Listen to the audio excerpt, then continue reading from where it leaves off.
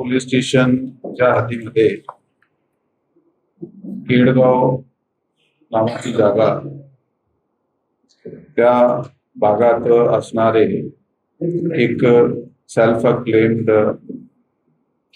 Doctor कम technician याचा एक video viral झाला होता आणि त्या व्हिडिओ वेगवेगळे सोशल मेसेजिंग ग्रुप्सवर गेल्याने त्याची नोंद पोलीस खात्याने आणि त्याचे बरोबर वैद्यकीय खात्याने सुद्धा घेतली।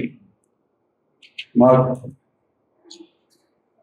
वैद्यकीय खात्याचे प्रतिनिधी डॉक्टर यांची फिर्यादवर PCPNDT ऍक्ट 1994 प्रमाणे त्याचे कलम 6(ब), 6(क), 18, 23 आणि 25 आणि त्याच्याबरोबर भारतीय न्याय संहिताची कलम 91 प्रमाणे गुन्हा दाखल करण्यात आला। यामध्ये असलेला आरोपी आणासाहेब आप्पागिरी, वय 43 वर्ष, तात्पुरता राहणार केडगाव, मूळ पारनेर, अहिल्यानगर। हा आरोपी सोनोग्राफी करणारी एक मशीनचा वापर करून गावी गावी जाऊन लैंगिक निर्धारण हे करत होता आणि त्याच्या नंतर जर गर्ल चाइल्ड असेल त्यासाठी फिमेल फर्टिसाइडची प्रोसेससाठी तो पुढे काही डॉक्टर्सकडे, क्लिनिककडे त्यांना पाठवत होता।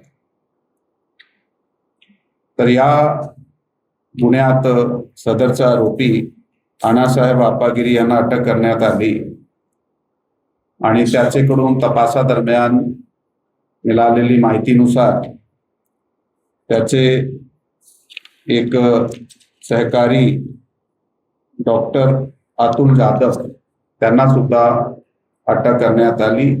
यांचा वाघोलीमध्ये क्लिनिक होता आणि त्याच्याकडून सोनोग्राफी झाल्यानंतर फिमेल फर्टिसाइड करण्यासाठी तो डॉक्टर अतुल जाधवकडे पाठवत होता। सदरच्या गुन्ह्याचा तपास चालू असताना अधिक माहिती गोपनीय व तांत्रिक यंत्रणेचा वापर करून काढल्यानंतर अजून काही क्लिनिक व डॉक्टरचे नाव आमच्या समोर आले। त्याचा कुठपर्यंत काय रोल आहे याबाबत सबळ पुरावे गोळा करण्यासाठी तपास सध्या चालू आहे। थँक्यू।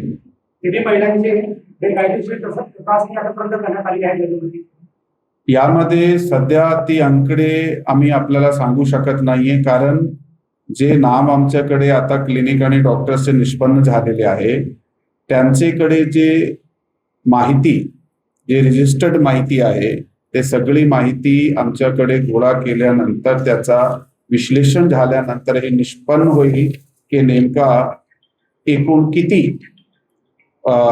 नेमके असे प्रकारचे फिमेल फर्टिसाइड झालेले आहात। तरी जर आपण आरोपीला इंट्रोगेट केला आहे त्याचे सांगण्याप्रमाणे तो कदाचित असे प्रकारचे जे निर्धारण होता तो महिन्यात काही 30 ते 50 पर्यंत असे लैंगिक निर्धारण करत होता। त्याच्यातून किती पुढे फिमेल फर्टिसाइड झालेले आहे त्याच्यात अजून सखोल तपास करणे गरजेचे आहे। यासाठी आमची प्रक्रिया जे तपास आहे ते चालू आहे।